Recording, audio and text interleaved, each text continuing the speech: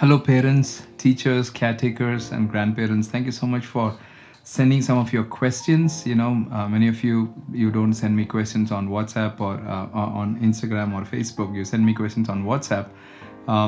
Do feel free to send questions on that email, askgeorgeuncle@gmail.com. You can send some of the questions. I have a very difficult question here. Very, very difficult question. A mother writing this and said, please help my teenager in 12th grade due to her elder brother's death. um, it's so frustrating to see her getting stuck with life. She was very jealous about her brother when he was alive, but now she's missing him terribly. How do I help her? It's a very difficult journey. She must be really struggling right now. See if there is any cousin brother that can connect with her.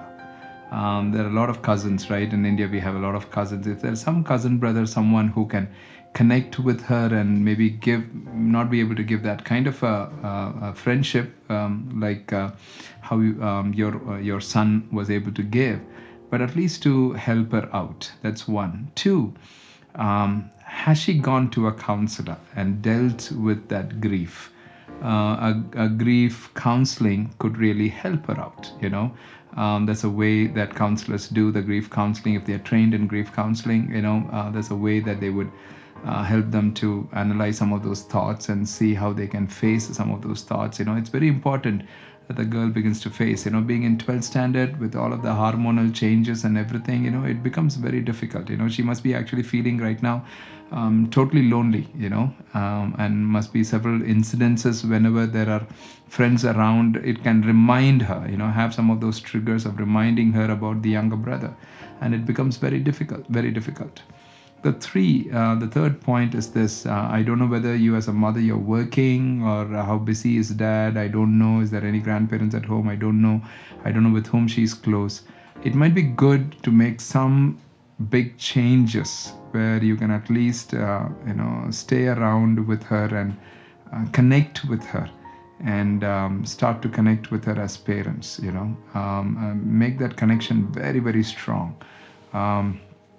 I would even suggest it, and I'm sorry, in an Indian context, it's very difficult to even suggest this, but if there is any possibility that if you as a mother can stop work and be along with your daughter, because for her, just this year and next year is going to be crucial years. The 12th standard, that college first year is going to be very crucial.